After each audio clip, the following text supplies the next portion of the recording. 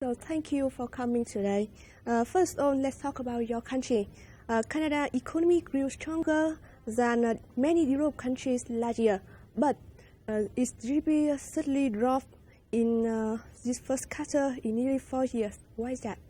Well, first of all, we're very, very proud that Canada has such a robust economy. It's one of the strongest economies in the world. This year, especially, the last quarter of last year, actually, we saw the effects of the drop in the price of oil. And Canada's a very large oil producer. But this is going to go through the system, and we saw really the effects in first quarter of 2015, the impact of the decline in the price of oil. We're seeing that kind of coming through. But we have many very strong sectors in Canada as well as oil. We have the financial sector, we have insurance sectors, we have machinery, equipment, aerospace, and all of these are doing very, very well.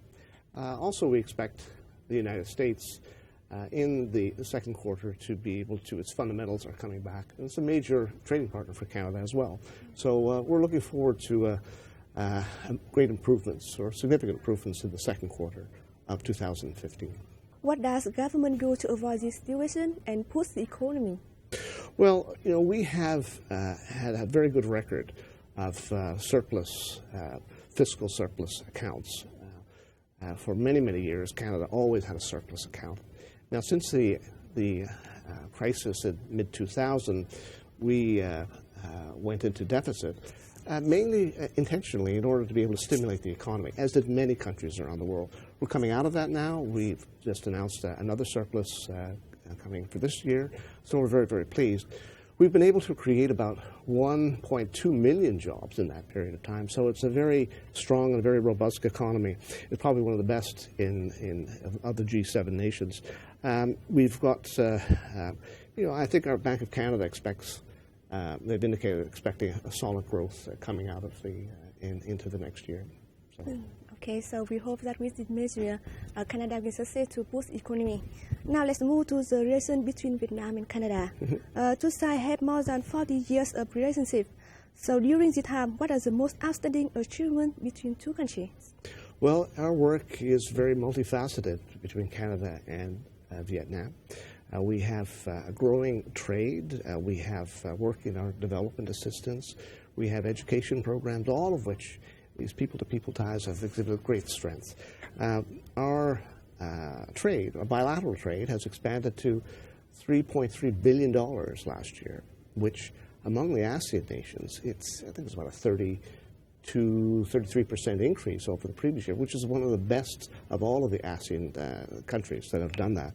So we are a very, very important partner with Vietnam. On our development side, for instance, over the last 20 years, we have contributed over $800 million to development assistance in Vietnam. And this is an important part of it. We're working with the state banks, government legislation. And I'm very proud to know that recently, in the last few weeks, the National Assembly has passed a new law called the Law on Laws. And that law was almost a direct result of the support provided by our National Legislative Development Program. So it's a very, very important areas that we're doing. But I think that perhaps one of the most outstanding areas is our people-to-people ties. This last year and certainly in subsequent years, we have approximately 50,000 Canadians come to visit Vietnam every single year. So we are able to develop, I think, some really good connections there between our peoples. And in addition to that, our education programs. We have a growing number, over 4,000 Vietnamese students from kindergarten to university are attending classes in Canada. And why do they do that? Because we have the cost of living is very reasonable compared to almost any other developed economy. You have tuition fees that are very, very competitive and very reasonable as well too. In addition to that, you have 10,000 programs from universities in Canada and colleges in Canada that provide a great diversity of expertise that they can provide. But I guess one of the most important reasons is that Canada is a welcoming nation. It welcomes students from all around the world. We have over 250,000 students from all around the world studying in Canada. So it's a very welcoming area. and it's also very safe. So for parents and for students, it's good comfort to be able to know that. So the whole combination of interest there, from cost to quality to it has some of the best universities in the world. So we welcome students from Vietnam, and they are very hardworking, and they're very, very good students. So we're very pleased to be able to have them. So education and youth continues to be an important part, the foundation of our bilateral relationship. So economically, what's chance that two countries can complete each other? Well, we have huge potential in the area of agriculture between Canada and Vietnam. We're looking at expanding areas such as in aerospace and machinery and infrastructures, large potentials there too. So we complement each other in many, many different ways, through our potential markets. It's still a bit modest from our point of view of growth, but I think we're looking at good expansion over the next period of time for sure. As I mentioned before, we have among the highest growth of all of the ASEAN countries. And I think we need to be able to look at putting in the foundation of our infrastructure, our competitiveness, and the better, the more competitive, the more transparent the economy is here. And then you will see an increase in investment. But right now we have to be able to meet those challenges of competitiveness, of transparency, in areas such as that, in order to be able to have the right environment to expand that investment. Commercially, as report, Vietnam is a country that saw the biggest growth in foreign trade with Canada in ASEAN.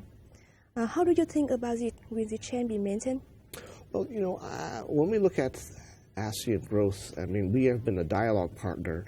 ASEAN's longest standing dialogue partner as a matter of fact, and we engage actively with ASEAN on quite a number of fronts. Last year, ASEAN economic ministers visited Canada for a roadshow from one end of the country to the other to be able to look at areas of opportunities and increased linkages between ASEAN and Canada. And of course, Vietnam participated in that as well too. So we're looking for opportunities to expand our dialogue, for sure. What are the most promising area in expanding the Canada and Vietnam relationship? Well, Vietnam is a priority for us in all our major economic programs, such as a global market action plan from the commercial side. Vietnam's a priority for our international education strategy. Vietnam is a priority for our development assistance program. Vietnam is a priority. So it's a priority for us in many, many, many sectors. We are partners that are working together towards the TPP negotiations as well too. So we have many, many areas of interaction.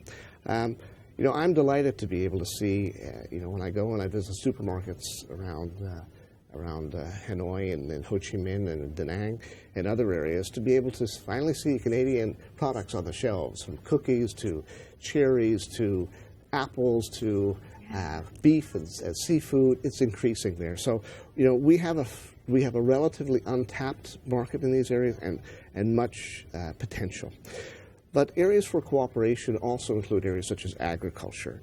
We are dedicated in Canada to developing quality products, and that is an area where we can share that information with Vietnam to enhance its food safety programs. And we have made our agricultural products famous around the world for their quality. So we hope to work with Vietnam to be able to, with that expertise, to help them and Vietnamese farmers and enterprises on that particular area. As I mentioned before, education is a very important component for us, education and youth particularly. It's a foundation for our mutual understanding, and I think that's an area where we will continue to be able to press to increase the number of Vietnamese students coming to Canada. So it will be great, and they can conduct research, they can study programs, returning to Vietnam to contribute to the economy here. Now, through our development projects, we'll continue to enhance and contribute to the sustainable development to improve the lives of all Vietnamese.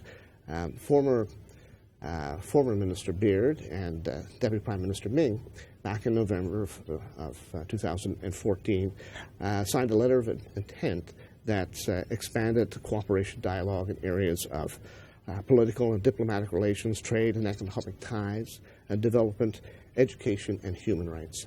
So that provides me essentially with a roadmap of the areas that we can work on and improve over the next period of time.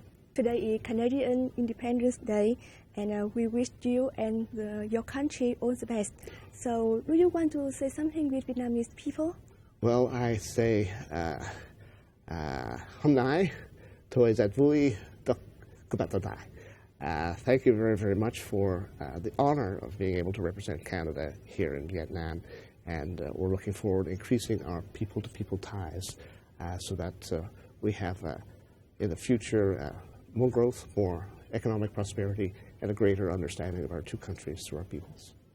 Thank you for coming today. Thank you. Great pleasure. Thank you.